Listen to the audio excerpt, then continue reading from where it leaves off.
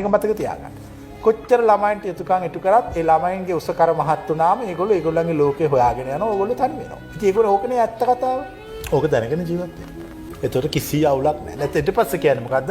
අපි මුන්ට මෙච්චර සැලකුවා, මේව කළා. දැන් මේ අපට වෙච්ච වැඩ. ඉතින් ඕක තමයි වෙන වැඩේ. කිසි කෙනෙක් යුතුයකම් ඉටු කරන්න ගිහිල්ලා ජීවිතේ කරදරයක් කරගන්න එපා. ඕගොල්ලෝ ගොඩාක් බොරි වෙන කාරණයක් ඕගොල්ලන්ගේ යුතුයකම් ඉටු කරන්න යනවා. මට නම් යුතුයකමක් නැහැ ඉටු කරන්න. අන්න එහෙම වුණා නම් ප්‍රශ්න ඉවරයි. හරිනේ? නමුත් තාම එහෙම වෙලා නැහැනේ. මෙහෙම කරන්න. ඕනවට වඩා කරන්න යන්න එපා. මට පුළුවන් ටික ඔච්චරයි. දැන් අපි පොඩි කාලේ ගෙදර කෑම වල තිබ්බ අපි කියන පොල් සම්බුලිපති පරිප්පු ගන්න පුළුවන් ය. මේකට යකෝ කරවල කෑල්ලක් හරි තෙල් දාලා තියපන්. ඒතකොට අම්මා කියන්නේ මොකද්ද? තොටෝන් නම් කාහන් එපා නම් නිකන් හිතපන් මට පුළුවන් ඔච්චරයි. එයා යුතුයකම ඕනවට වඩා ඉටු කරේ නැහැ. මට පුළුවන් ඔච්චරයි. මට පුළුවන් ඔච්චරයි කියලා වොරි වෙන්න එපා. ඔන්න ඔතනයි වැරද්ද. ඊට පස්සේ යාම හිතනවා අනේ මට පුළුවන් මෙච්චරයි කියලා කියනතෝ මට තව ටිකක් කරා නම් එහෙම හිතන්න එපා. එයා පුළුවන් දේ මං කරා ඉවරයි. පිළිස්. අනික කිසිම කෙනෙකුට එයා හිතන තරම් ඔබට යුතුයකම් කරන්න බෑ. ඉවරයක් නෑ.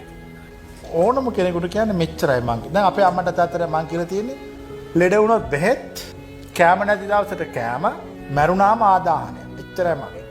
මදිද ඇද්ද කියන්නේ? හොඳට කල්පනා ලෙඩ වුණොත් බෙහෙත් තරම් දෙනවා. ඒකත් හරි. කන්න බොන නැති වුණොත් ඒකත් දෙනවා. ඒකත් හරි. මැරුණොත් පුච්චනවලු. ඉතින් නැතුව වෙන මොනෝ කරන්නේ?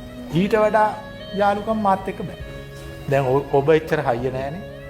ඉතින් ඇත්තටම ඕගොල්ලෝ වුණත් අඬා කණිපින්දම් ගහ ඔය තුන ඇරෙන්න වෙන එකක් කරනවද? අනිත් කරන දේවල් ටික තමයි එයාව වචන වලින් සතුටු කරවනවා. එයාට ආදරය කරලා සතුටු කරවනවා. අපි ඒව කරන්නේ. අපි එක්ස්ට්‍රැක්ට් එක සාරය අරගෙන ඒ සාරය පෙන්නලා කියනවා මෙච්චරයි. කැමති වුණා අකමැති වුණා මෙච්චරයි.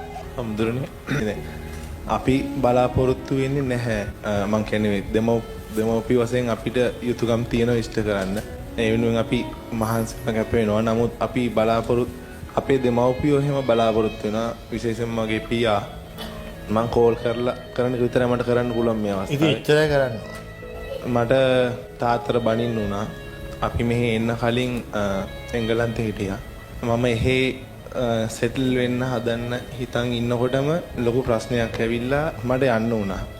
මම බිරිඳට කිව්වා ආපහු අපි එහෙනම් එහෙ යන්න බෑනේ මෙහෙ හරියමු. මම විතරයි රැකියාව කරන්නේ ළමයෙකුත් ඉන්නවා. ඉතින් මේ ප්‍රශ්නත් එක්ක මට හිතට වද දෙන්නේ මට පුළුවන් විදිහට මම දැනටත් කරනවා. ඉතින් පුළුවන් විදිහනේ හැමෝම කරන්නේ. ඊට වඩා කරන්න යන්න එපා. එතකොට නිකන් නැති අවුලක් නේ ආයි දාගන්න. හිතට හැමතිස්සෙම වද දෙනවා මම කරනවා මේ මදිද. අයියෝ ඉතින් වල ගිහිල්ලා කියන්නේ කියලා. දැන් කොච්චර කරොත්ද ඇති? ඒක තමයි මටත් හිතා ගන්න බෑ. මට ටිකට් එකක්වත් දෙන්න ඕනේ. ඉතින් ඒ ප්‍රශ්නේ ඔය අතහැරලා දාලා මම කරපු එක තමයි උපරිමයි. ඊට වඩා කාටවත් කරන්න බෑ. කවුරුවත් කරන්න ඕනත් නැහැ. ඔයත් නිදහස් ඒගොල්ලොත් නිදහස්.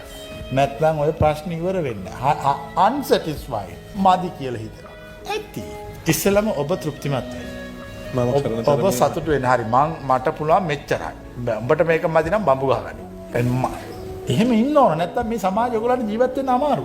මම අම්මට කතා කරලා කිව්වා ඉතින් මට මේ පුළුවන් තරම තමයි මම. ඉතින් හරි. එතකොට අම්මා මොකද්ද කිව්වේ? අම්මා කිව්වා ඉතින් කමන්නේ දැන්. අන්න හරි. අම්මට හරි. හරිනේ ඉතින්. යාට පුළුවන් ටික එච්චරයි. ඊට වඩා කරන්න යන්න එපා. කොයි ඉස්සෙල්ලාම දැන් මේක මධ්‍යස්ථව බලන්න. තමුන්ට පක්ෂව බලන්න එපා. ප්‍රශ්නයක් ආවහම මේකේ රියල් සිටුේෂන් එක මොකද්ද කියලා බලලා කරන්න ඕන දේ කළා දාන්න. ප්‍රශ්න විසඳන්න බෑ ඍජු ප්‍රතිපත්තියක් නැතුව. දැන් බලන්න ওই වගේ ප්‍රශ්න අපි දාගන්නේ මොකද?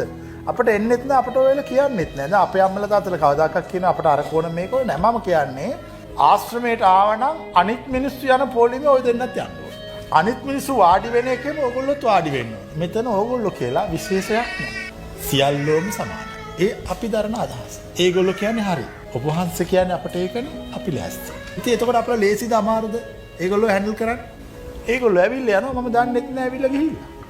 ඒගොල්ලන්ටත් ලේසි. කිසිම බැඳීමක් නෑ. අපටත් ලේසි. හොයන්න ඕනත් නෑ. මොකද කොහොමත් කෑම හම් වෙන බව දන්නවා. අර පොලිමේ යනවා. කොහොමත් වාඩි වෙලා කොහේ හරි ඇති.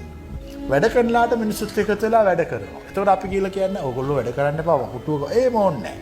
පුළුවන් තරම් වැඩ කරන්න. දැන් මන් නිකන් මහා දරුණු වගේද නිකන් හරි වගේද? දරුණුයි හරි දෙක. ඒ මගේ නීතිය. හැමෝටම සමානයි.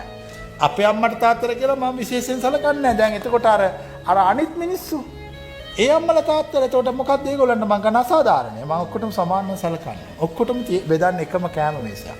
ඔක්කොටම ඒකෙන් තමයි බෙදා ගන්න කියන්නේ. අම්මා තාත්තා කියලා 아무තු සැලකීමක් නැහැ. ඒගොල්ලෝ එහෙම එකක් ඉල්ලන්නෙත් නැහැ. ඕනත් නැහැ. හැමෝටම දෙන එකේ ඒගොල්ලොත් කොටස්කාරයෝ. ඒ ඇතිනේ. මේ මම්මගේ ඉන්නේ. ඒක අපිට දෙගොල්ලෝ අතර ලොකු ඇටැච්මන්ට් එකක් නැහැ. අවශ්‍ය යුතුයකම් කරනවා විතරයි.